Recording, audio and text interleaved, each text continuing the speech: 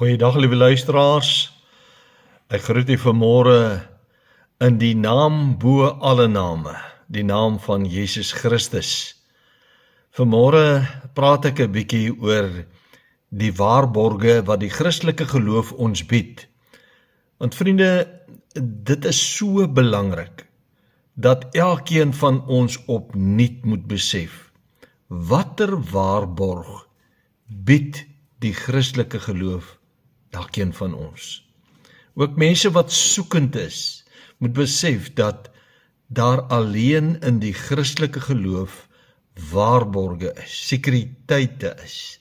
En ons vind dit alles natuurlik in Jesus Christus, ons saligmaker, ons verlosser, ons koning. Maar ek wil graag in die woord met u praat. Jy weet, die Here is so getrou, ek besef, ek kan nie elke keer oor Israel preek nie. Maar is ook belangrik om te praat oor die belangrike geestelike dinge wat elke mens moet verstaan. En weet jy wat, daar is so baie moslems op hierdie stadium wat soek na die Christelike geloof en Jesus Christus as hulle verlosser en saligmaker aanneem. Ek gaan so 'n bietjie inleidend daaroor praat. Maar kom ons lees saam vanmôre in Romeine 5 vanaf vers 1 tot vers 11.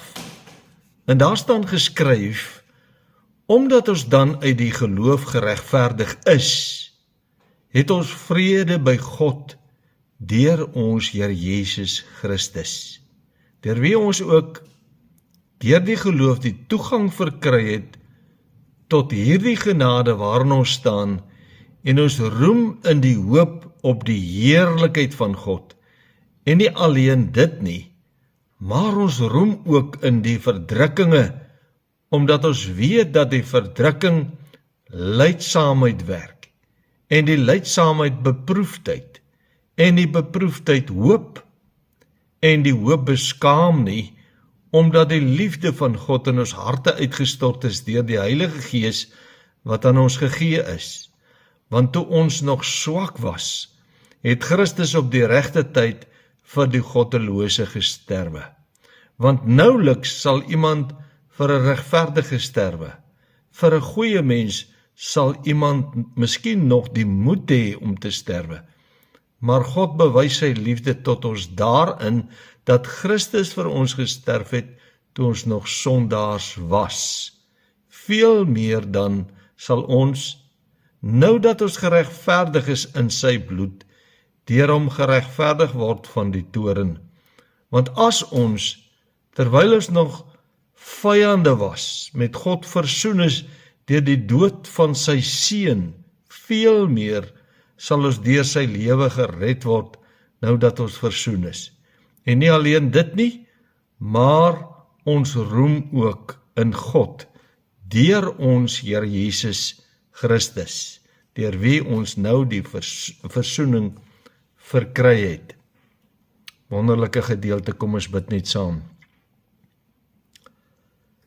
Here, vanmôre is daar so 'n groot stuk dankbaarheid in my hart, dat ek kan praat oor 'n baie belangrike saak, naamlik die waarborge wat ons vind in die Christelike geloof. Here Jesus, ons lees in die woord, daar in Handelinge, na die uitstorting van die Heilige Gees, dat daar geskryf staan, vir die eerste keer is hulle Christene genoem. Volgelinge van Jesus, ware volgelinge van Jesus, wat Christene genoem is.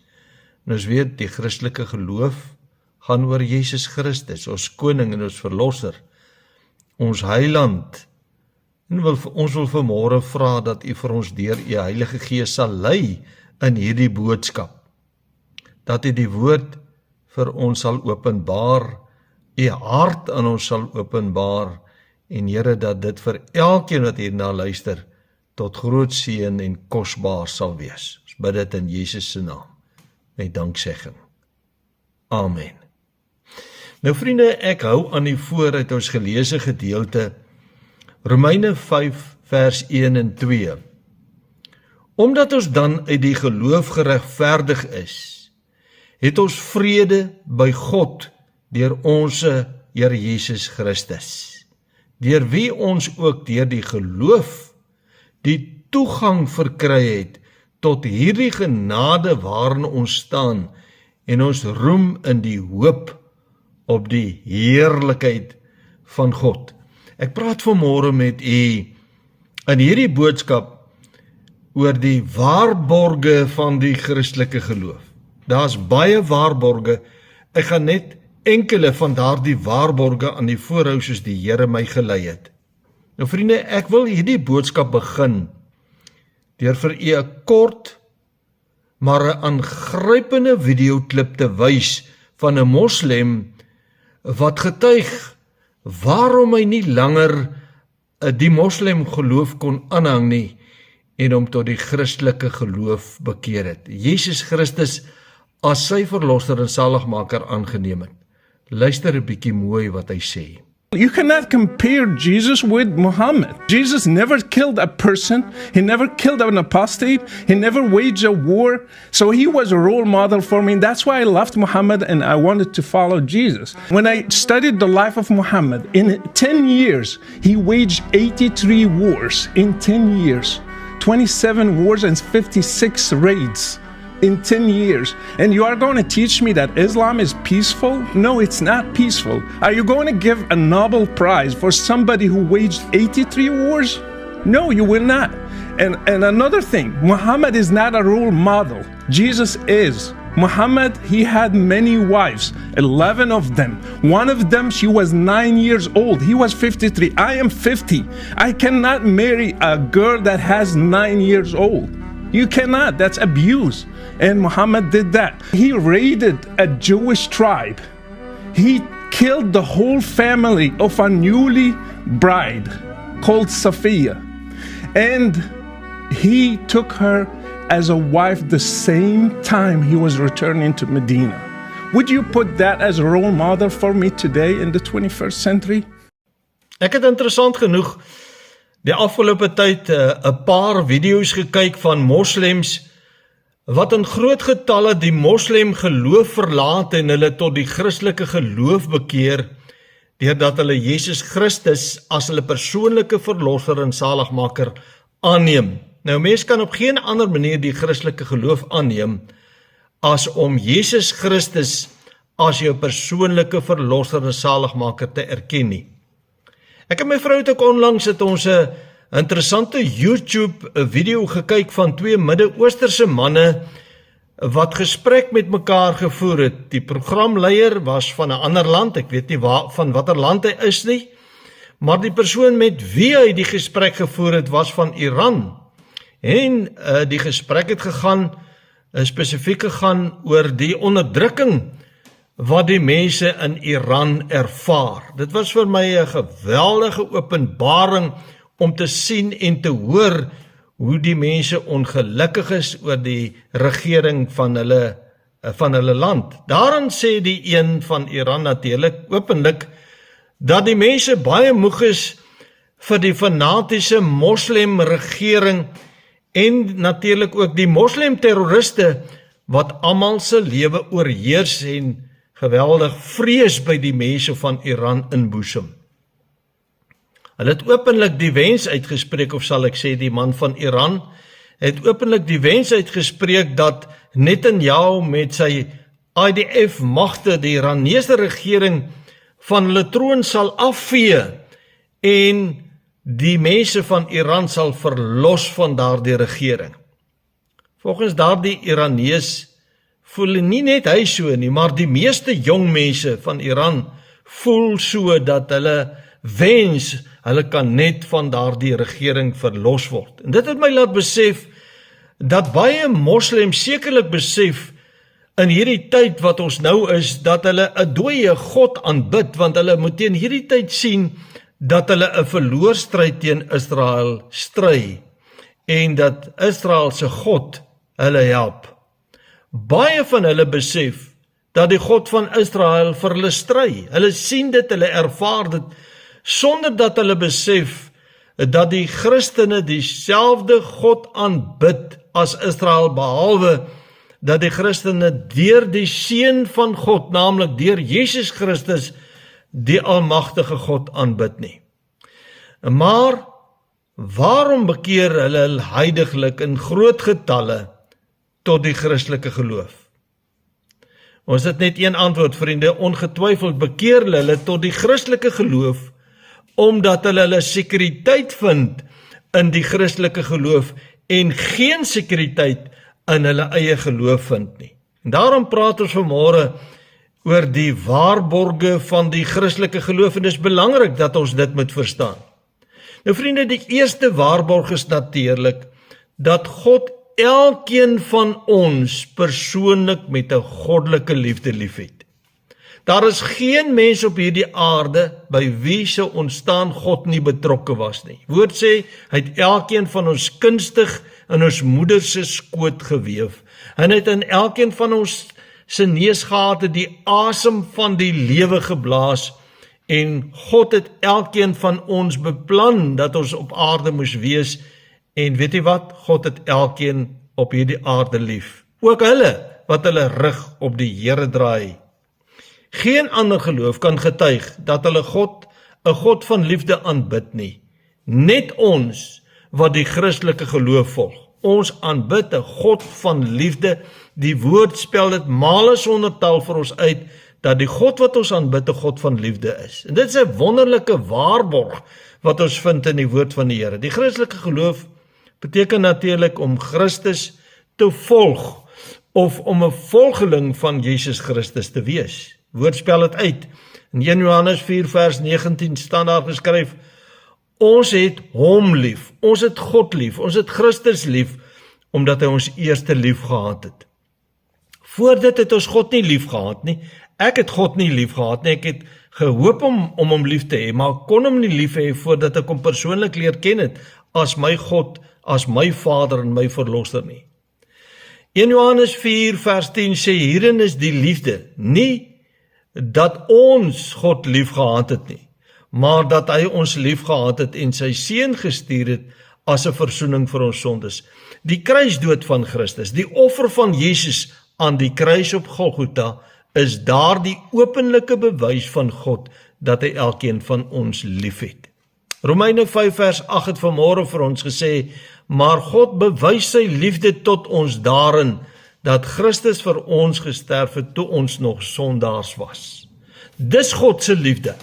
Hy het sy seun geoffer vir elke sondaar, toe ons nog in ons sonde rondgeploeter het. Bekeerde moslems getuig graag dat 'n liefdevolle God en die liefde van Jesus se volgelinge hulle aangetrek het na die Christelike geloof. Jy hoor baie dat hulle daarvan getuig. Hulle ervaar dat Christene liefde uitstraal en dat die God van die Christene 'n God van liefde is.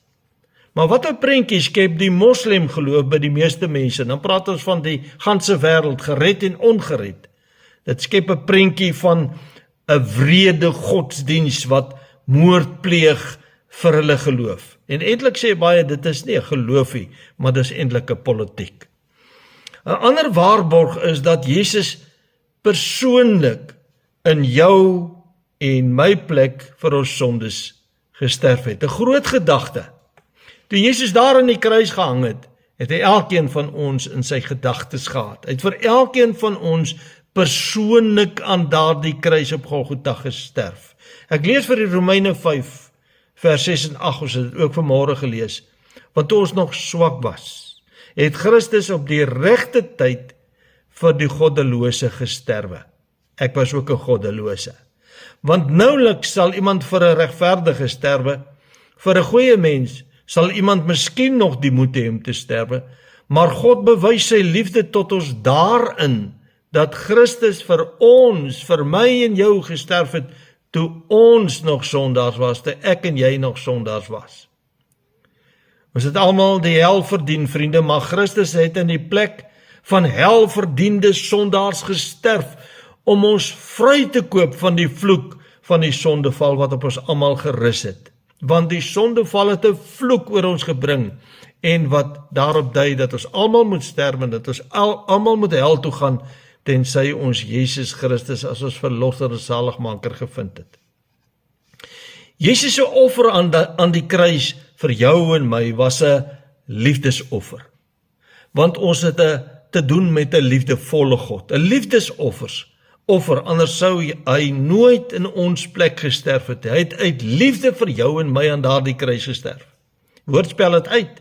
Johannes 15 vers 13, groter liefde het niemand as dit nie, dat iemand sy lewe vir sy vriende gegee het. Hy het ons so lief dat hy ons, terwyl ons sondaars was, as sy vriende beskou het. Kolossense 2 vers 13 sê, en julle wat dood was deur die misdade en die onbesnedenheid van julle vlees, het hy saam met hom lewend gemaak, deurdat hy julle al die misdade vergeef het. 'n groot gedagte. Hy het vir ons sondes gesterf. Maar 'n ander wonderlike waarborg is dat God met elke verlore sondaar persoonlik bemoeienis maak. Ons het net nou gesien die waarborg dat hy elkeen van ons persoonlik lief het, vir elkeen van ons persoonlik gesterf het, en nou leer ons in die woord dat hy ook met elkeen van ons persoonlik bemoeienis maak in ons verlore toestand. Dis vir my natuurlik een van die wonderlikste gedagtes van die Christelike geloof, naamlik dat ons met 'n lewende God te doen het, wat nie net vir elkeen van ons lief is nie, maar ook vir in elkeen van ons se sieleheil persoonlik belangstel. Dit is vir God belangrik dat ek en jy die saligheid in Christus moet vind. Romeine 5 vers 6, want toe ons nog swak was, het Christus op die regte tyd vir die goddelose gesterwe. Maar hoor nou, hoe maak Jesus met ons bemoeienis?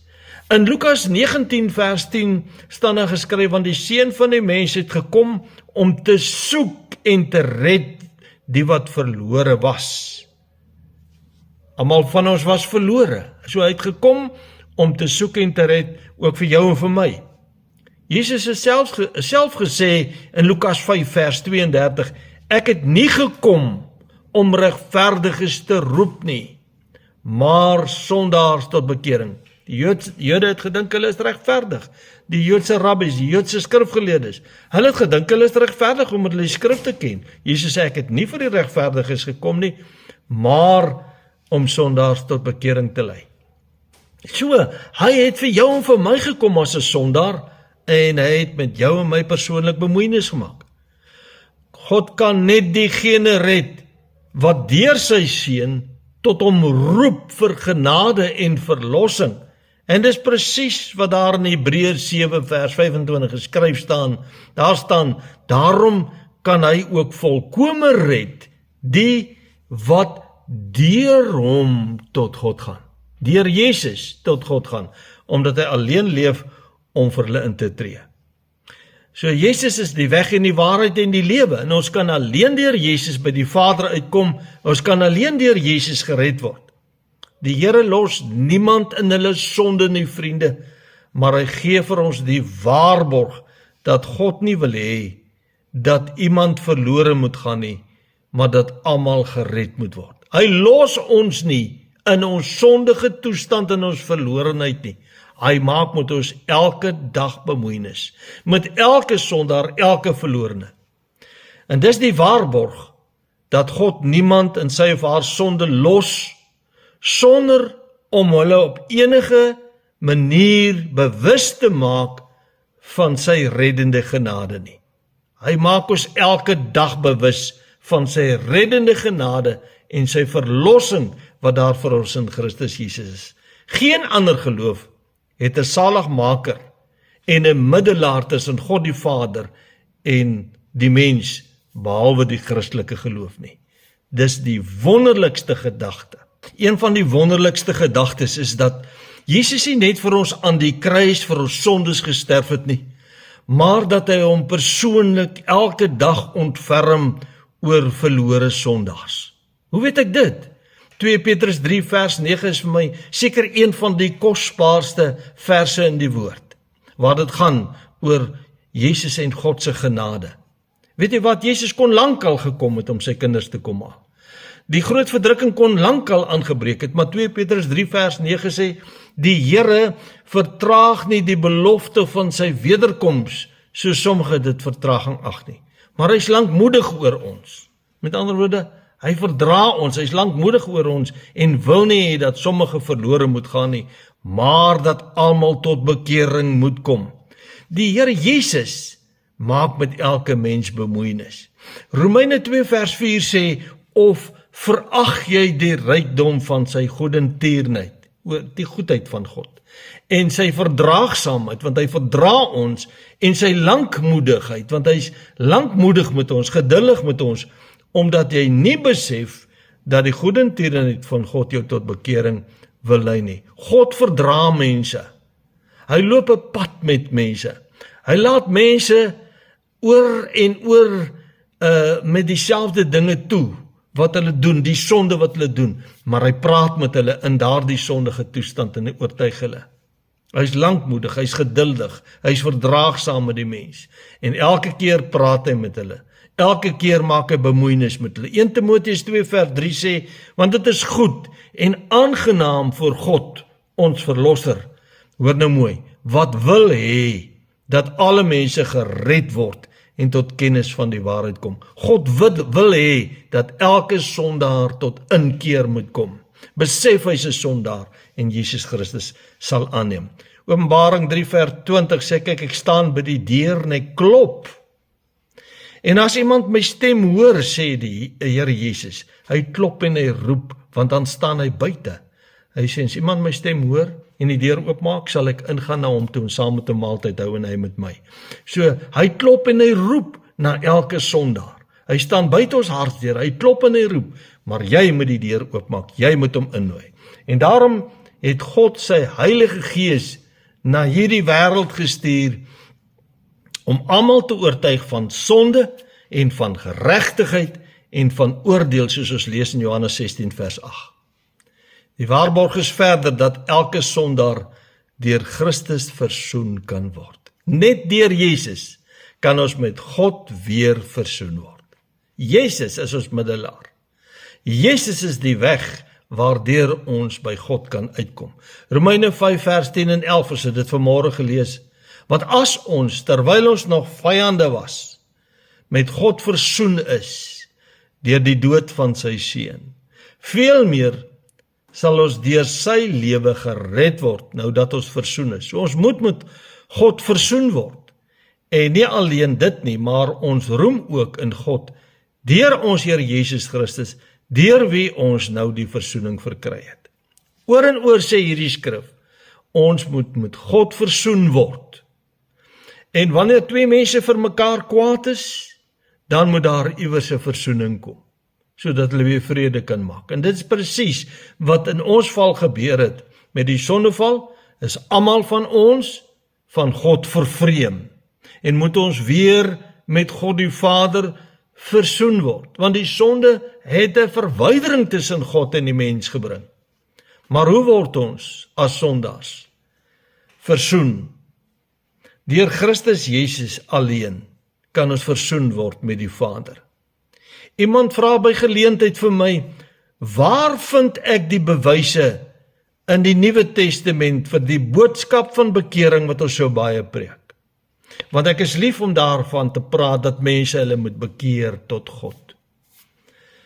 Ek was verslaan, maar ek het hom maar net besef dat mense werklik blind en doof is vir die boodskap van die bekering. Hulle is gesluier. Baie mense dink ek is eintlik maar geestelik gesluier, geblinddoek deur die Satan vir die evangelie van Jesus Christus, vir die boodskap van bekering. Die woord bekering kom 24 maal in die Nuwe Testament voor en elke keer dui dit op sondaars wat hulle van hulle sonde moet wegdraai en hulle tot Christus moet bekeer. Ons kan sê tot God deur Christus moet bekeer. Hoe jy dit ook al wil sien. Die breë en die smalweg spel dit vir ons uit. Kom ek lees vir u. Matteus 7 vers 13 en 14 sê, gaan in deur die noupoort. Die noupoort lei ons na die smalweg, want breed is die poort en wyd is die pad wat na die verderf lei. Dis die weg waarop ons gebore word, die breë weg na die ewige verdoemenis. En nou sê, en daar's baie wat daar ingaan. Vers 14 sê, want die poort is nou En die smal is weg wat na die lewe lei, wat na die ewige lewe lei, wat na die hemel lei, en daar is min wat dit vind.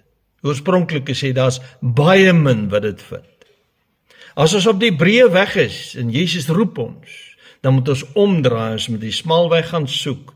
Die smalweg word aangedui deur die kruis van Jesus, en daar moet ons gaan kniel, ons sonde bely en Jesus Christus aanneem.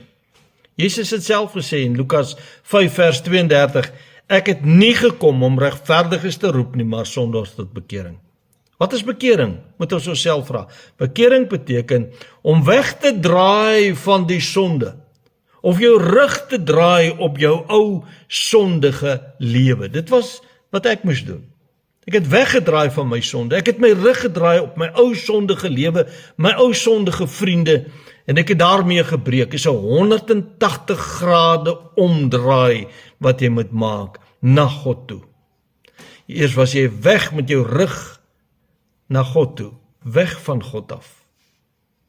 Nou draai jy na God toe, om te bely teenoor Jesus Christus, dat jy 'n verlore sondaar is, en jou lewe aan Jesus weg te gee, en om aan te neem as jou persoonlike verlosser en saligmaker. Dis die proses van bekering. Ek draai weg van my sondige lewe, my ou sondige lewe, van my vuil lewe, van my verkeerde vriende. Ek wend my tot God, ek kniel by die kruis van Jesus Christus, ek erken ek is 'n sondaar, ek neem hom aan as my verlosser en saligmaker. Nou vriende, weet jy wat is vir my kosbaar? Daar staan in Johannes 1 vers 11, Jesus het eers na sy eie mense toegekom, is die Joodse volk. Hulle het hom nie aangeneem nie, staan daar. Hulle het hom nie aangeneem nie, want hulle is blind. En nou sê vers 12, en almal wat hom aangeneem het, die heidense nasie, aan hulle het hy die mag gegee, die reg gegee, die autoriteit gegee om te sê, ek is 'n kind van God. Maar weet jy wat doen mense? Ek wil dit so illustreer met 'n pen. As ek 'n waardevolle pen het, en ek het 'n goeie vriend, en hy sien ek skryf met daardie pen, en hy sê, jong, dis dan 'n mooi pen. En ek vertel vir hom die geskiedenis van daardie pen. Daai pen kos 'n hele paar rand. Kom ons sê R500 of R1000. Dalk R2000.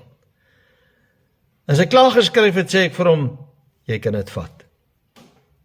Weet jy wat is sy reaksie? Nee, ek wil nie jou pen hê nie. Ek het maar net gesê, is 'n mooi pen, maar ek wil dit hê nie. Ek sê, jy kan dit vat, ek gee dit vir jou. Nee, ek wil dit hê nie.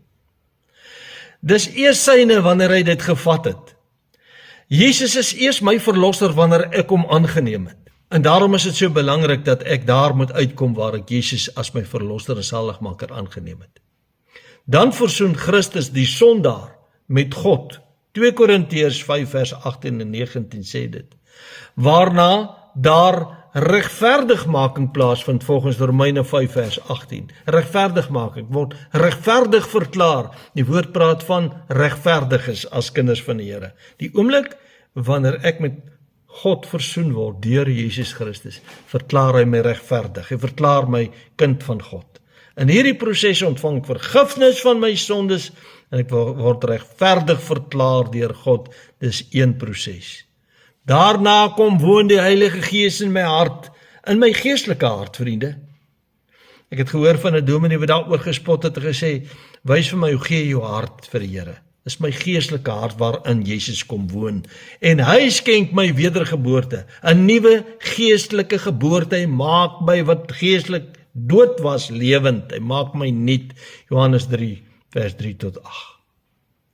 Romeine 5 vers 9 tot 11 sê, want as ons, terwyl ons nog vyande was, met God versoen is deur die dood van sy seun, veel meer sal ons deur sy lewe gered word nou dat ons versoen is.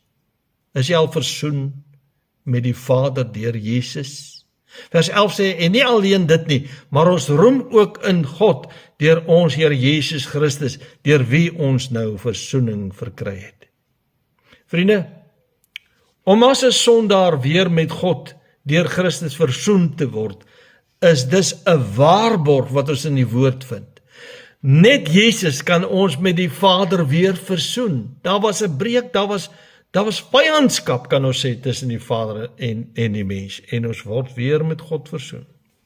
En daarmee saam ontvang ons die waarborg dat Jesus aan almal wat na hom toe gekom het, die ewige lewe gee. Een van die bekendste uitsprake wat Jesus gemaak het, vind ons in Johannes 10 vers 28 waar hy gesê het, en ek sal almal wat na my toe kom, die ewige lewe gee. Almal wat na my toe kom, sê hy, gee ek die ewige lewe, en hulle sal nooit weer verlore gaan tot in ewigheid nie, sê Jesus. Ek gee hulle die ewige lewe, sal nooit weer verlore gaan tot in ewigheid nie, en niemand sal hulle uit my hand ruk nie. Satan kan ons nie uit God se hand ruk nie, vriende, daar's nie 'n kans nie.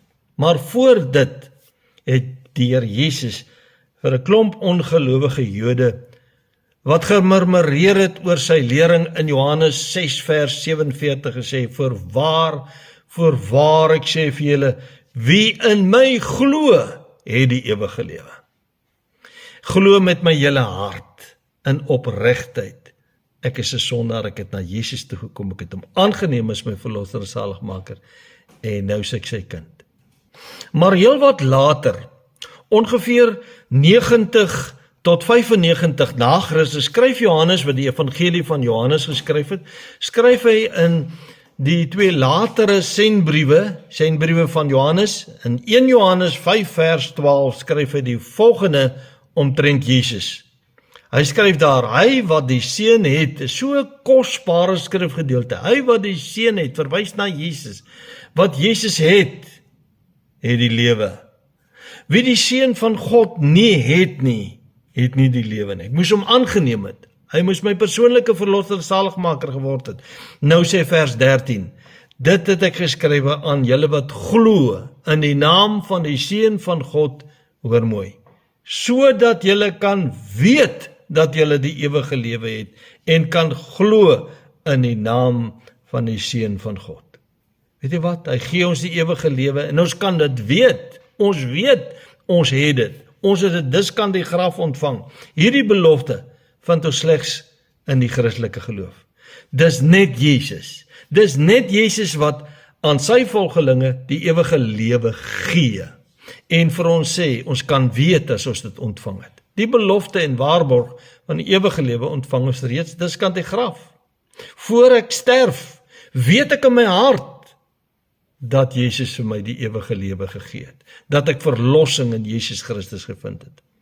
Weet jy wat is interessant, die Islam geloof, volgens hulle is die hemel 'n materiële plek van gerief en genot waar gelowiges pragtige vroue as metgeselle sal hê. Daar word verwys na 10 maagde wat hulle sal ontvang en selfs meer soos wat hulle glo. Is net die mans wat hemel sal ervaar, nie die vrouens nie, en waar kinders hulle sal bedien. Maar elkeen se goeie dade, so glo hulle, sal bepaal of hulle hemel toe sal gaan. Want niemand kan met sekerheid sê dat hulle eendag in die hemel sal wees nie. Hulle glo die hel is 'n plek van materiële ellende waar inwoners gestraf sal word met vreeslike straffe. So hulle, in 'n sekere sin glo hulle dan nou, dat almal wat hel toe gaan gestraf sal word, soos wat die woord ook vir ons leer, maar hulle het 'n verkeerde begrip van die hemel. Maar die Here Jesus beloof die ewige lewe in die hemel vir al sy ware volgelinge, en daardie belofte of daardie waarborg ontvang ons reeds hier op aarde.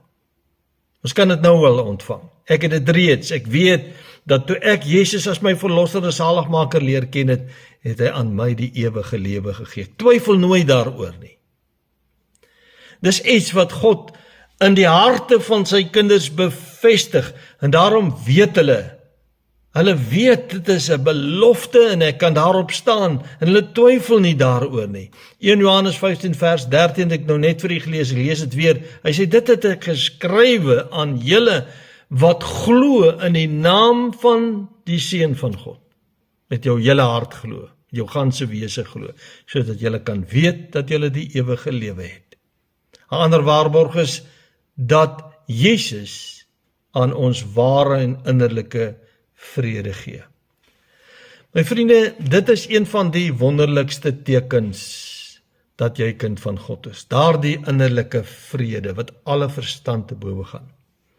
Een van die sterkste bevestigings in ons eie hart dat ons saak reg is met die Here Jesus en dat ons nooit hoef te twyfel of ons waarlik God se kind is of nie, is daardie innerlike vrede wat alle verstand te bowe gaan. 'n Innerlike vrede soos wat geen ander mens kan hê nie, net God se kinders.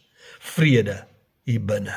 Vrede. Ek weet as ek sterf ek in vrede, want ek is in vrede met God. Ek leef in vrede met hom. Ek het Jesus Christus. Romeine 5 vers 1 sê, omdat ons dan uit die geloof geregverdig is, het ons vrede by God deur ons Here Jesus Christus. Jesus gee vir ons ewige lewe, maar hy gee ook vir ons 'n innerlike vrede. Handelinge 10 vers 36 sê, dit is die woord wat hy gestuur het aan die kinders van Israel, toe hy die evangelie van vrede verkondig het deur Jesus Christus, het hy die Here, want hy is die Here vir almal. Daarom hoor ons hoe dat kinders van die Here sê, ek is nie bang om dood te gaan nie. Ek gee ook nie om wat oor my pad gaan kom terwyl ek op aarde is nie. Ek is nie bang vir niks nie. Ek is nie bang vir wat in die wêreld gaan gebeur nie. Ek is nie bang vir wat oor my pad gaan kom nie, want ek het vrede met God. Ek weet, niemand kan iets aan my siel skade doen nie. As ek sterwe, is ek by God. Ek leef in vrede met God, dis eintlik wat dit beteken. Ek leef in vrede met God en omdat ek in vrede met God leef, het ek innerlike vrede. Jesus het self aan sy disippels gesê in Johannes 14 vers 27, vrede laat ek vir julle na. My vrede gee ek aan julle, nie soos die wêreld gee ek aan julle nie. Laat julle hart nie ontsteld word en bang wees nie. Moet oor niks bang wees nie. Leef net in vrede met jou Skepper God, met Jesus Christus. Ek dink dis juist daardie vrede wat ander mense by ware kinders van die Here ervaar en wat maak dat hulle ontvanklik is vir die evangelie van Jesus Christus. Ook die moslems ervaar daardie vrede. Baie ander ervaar daardie vrede by kinders van die Here en dit maak hulle ontvanklik vir die evangelie van Jesus.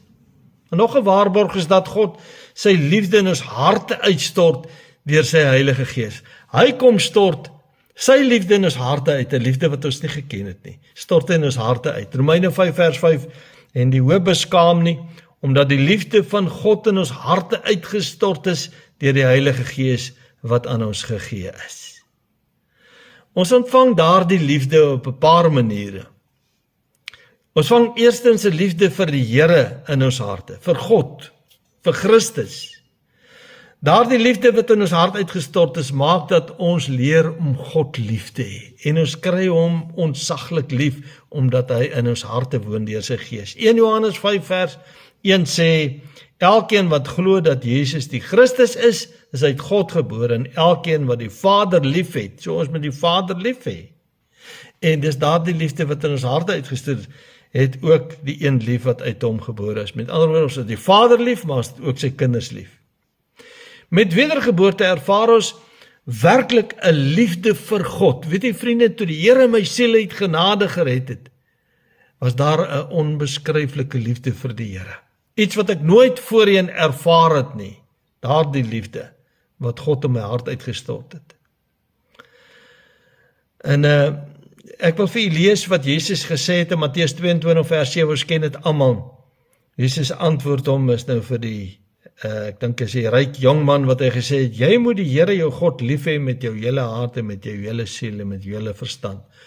Ons het dit geleer in die kerk. As 'n kind het ek dit geleer, ek kon dit nooit verstaan nie. Hoe kan ek die Here lief hê met my hele hart en my hele siel en my ganse verstand? Eers toe die Here my deur wedergeboorte nuut gemaak het en sy liefde in my hart uitgestort het. Maar die tweede ontvang ons 'n liefde vir God se woord. Ek kry die woord van die Here lief. Na ek tot bekering gekom het, het ek die woord van die Here verslind. Ek kon nie genoeg kry van die woord van die Here nie. En daar staan Johannes 14 vers 21, wie my gebooie het en dit bewaar, dit is hulle wat my lief het.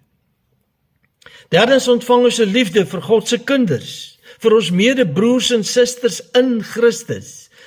Ons het hulle ook lief. Weet jy, is vir my hartseer dat die kerk met verskillende leerstellings verwydering tussen kinders van die Here gebring het. Dis die kerk. Miskien is dit ook die Satan se planne, want ons mag nie ons broers en susters haat nie, of in vyandskap met hulle leef nie. Johannes 4 vers 21 sê, en hierdie gebod het ons van hom, dat hy wat God lief het, ook sy broeder moet lief hê. Ons moet ons medebroers en susters in Christus lief hê. Maar die vierde en die laaste, vierdens ontvang ons 'n liefde vir verlore siele. Paulus sê, want die liefde van Christus dring my om die Here te dien, dring my om evangelie van Jesus uit te dra aan verlore siele, sodat hulle kan hoor Jesus red, sodat hulle gered kan word. Vir my is dit baie spesiaal dat God ons die mag gee, dat die woord ons die mag gee om die almagtige God ons Vader te mag noem. Dis 'n belofte, dis 'n waarborg. Wanneer ons God se kinders ontvang, dan is God ons Vader en is dit die vrymoedigheid om hom ons Vader te noem. Dis was vir my 'n bevestiging toe iemand in hierdie week vir my vra, mag ek God my Vader noem? Ek kon nie glo iemand vra my so ietsie, maar vriende, ja, jy mag God jou Vader noem, maar daar's 'n voorwaarde. Kom ons kyk, wat sê die woord? In Romeine 8 vers 15 staan daar geskryf, want julle het nie ontvang 'n gees van slawerny om weer te vrees nie, maar julle het ontvang die gees van aanneming tot kinders, deur wie ons roep Abba Vader. Nou is ons God se kinders, en ons sê Abba Vader, die Here is my God en Vader. Galasiërs 4 vers 6 en 7 sê, en omdat julle kinders is, het God die gees van sy seun in julle harte uitgestuur, en hy roep Abba Vader. Omdat ons kinders van God is, roep ons die Heilige Gees vanuit ons hart, Abba Vader, die Here is ons God en Vader, en daarom is jy nie meer 'n diensknegt nie, maar kind.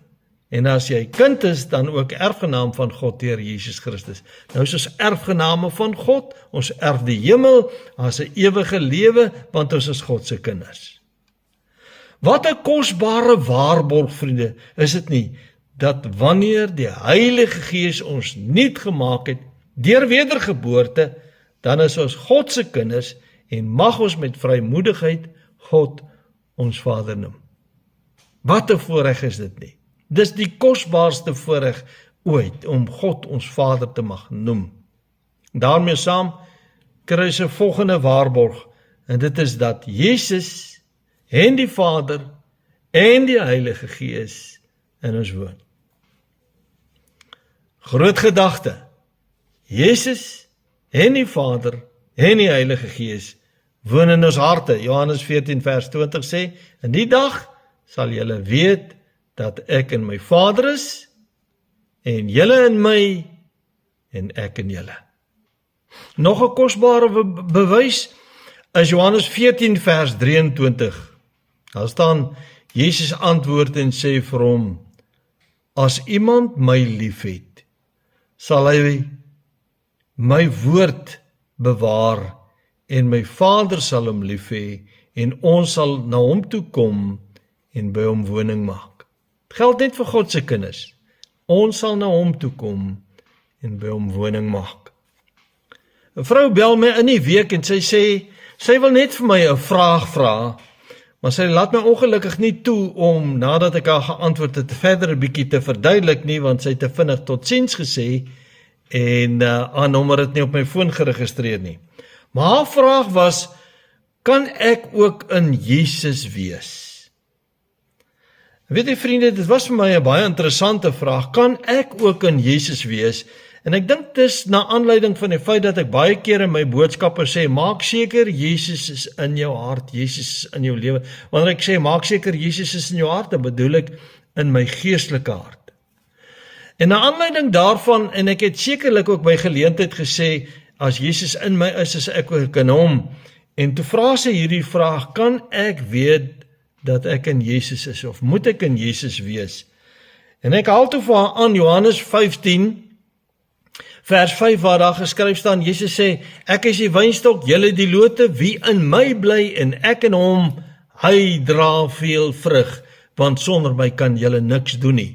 Nou wil ek net vir julle lees ook vers 4 sê, waar is die woorde van Jesus, hy sê, hy is die wynstok en ons die lote, wie in my bly en ek in hom, dra veel vrug. Nou sê in vers 4, bly in my, weer eens, bly in my, soos ek in julle, net soos die loot geen vrug kan dra van homself, as dit nie in die wynstok bly nie, so julle ook nie, as julle in my nie bly nie. So ons moet weet, dat Jesus in ons is, en wanneer hy in ons is ons ook in hom.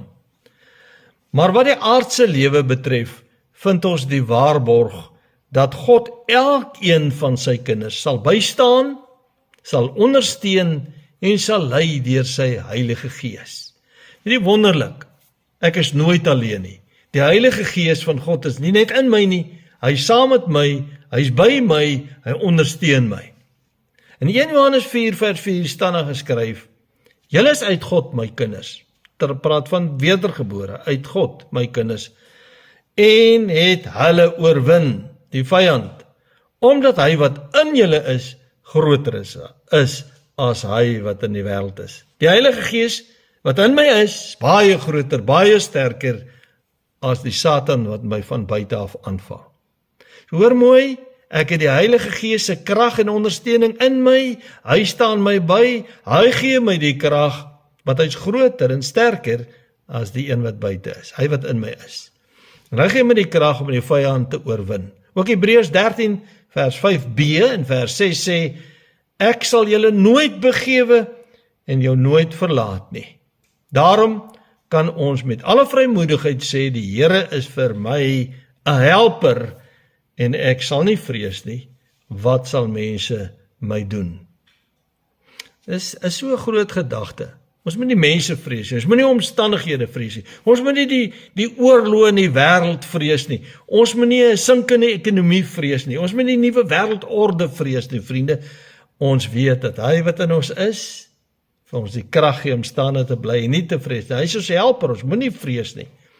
Die Here beskerm sy kinders, die Here sorg vir sy kinders, die Here seën sy kinders, wat hom in opregtheid dien en waarheid dien. En my so laat dink aan wat Dawid gesê het in Psalm 37 vers 23 tot 25, ek wil dit vir u lees.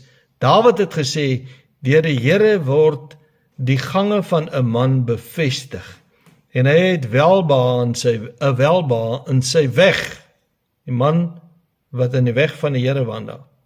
As hy val, dan stort hy nie neer nie, want die Here ondersteun hom, hy is ons anker, hy is ons hulp, hy is ons ondersteuning, hy ondersteun sy hand, sê die Here.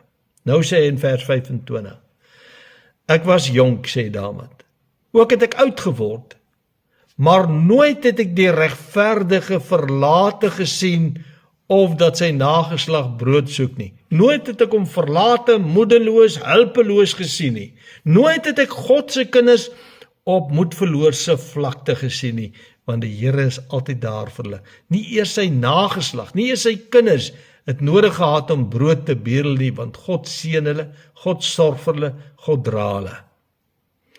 Maar die laaste waarborg wat ek wil hanteer, is dat ons aardse stryd, ons aardse seer, ons aardse swaar kry sal verwissel met 'n hemelse blydskap en vreugde.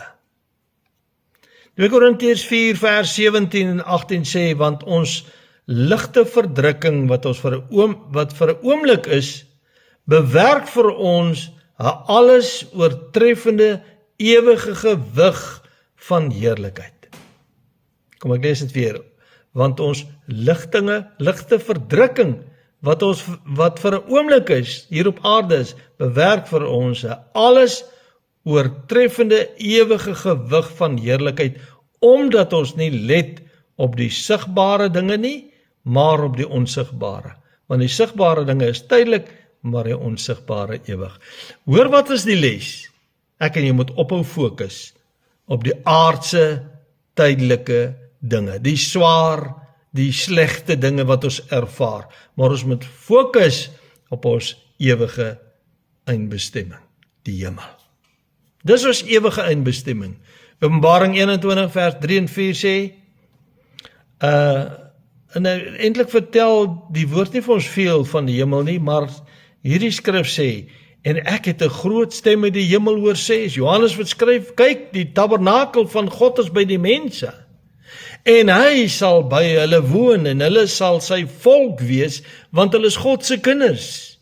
En God sal al die trane van hulle oë afvee, en daar sal geen dood meer wees nie, ook droefheid en geween, en moeite sal daar nie meer wees nie, want die eerste dinge het verbygegaan. Die aardse dinge, die tydelike dinge, die swaar en die seer en die stryd het verbygegaan.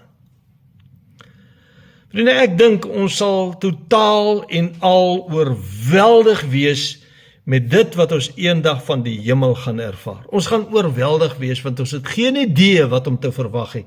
Dit gaan ons stomslaan.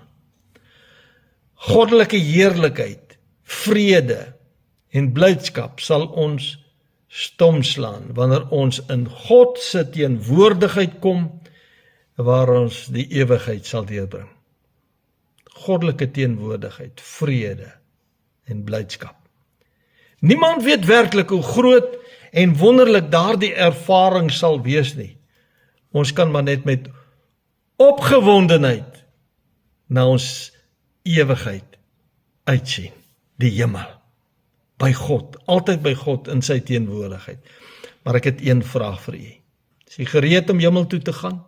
Is jy gereed om Jesus te ontmoet? Vriende, al hierdie waarborge wat ons hier ontvang vir die Christelike geloof, is 'n werklikheid. Maar ek wil vra, het jy al hierdie waarborge as 'n werklikheid in jou eie lewe ervaar? Al hierdie waarborge, luister die boodskap weer, het jy al hierdie waarborge in die eie lewe as 'n werklikheid ervaar? Kan dit net ervaar, waar jy daar kom, waar jy jou rug draai op die wêreld, na Jesus toe kom, erken dat jy 'n sondaar is, hom aanneem as jou verlosser en saligmaker, hom in jou lewe innooi. En waar hy jou nuut maak, 'n nuwe mens maak, jou hele lewe verander, jou nuwe uitkyk op die lewe gee. En al hierdie waarborge word aan jou bevestig. Die Christelike geloof is die enigste geloof, die ware geloof, want ons vertrou op Jesus Christus, ons koning en verlosser. Hou die oë gefokus op Jesus, moenie kyk na die dinge om u nie. Mag die Here genade gee. Amen. Kom ons bid saam. Here, dankie vir u woord. Dankie vir die waarborge van u woord. Dankie dat ons weet, daar's net een geloof.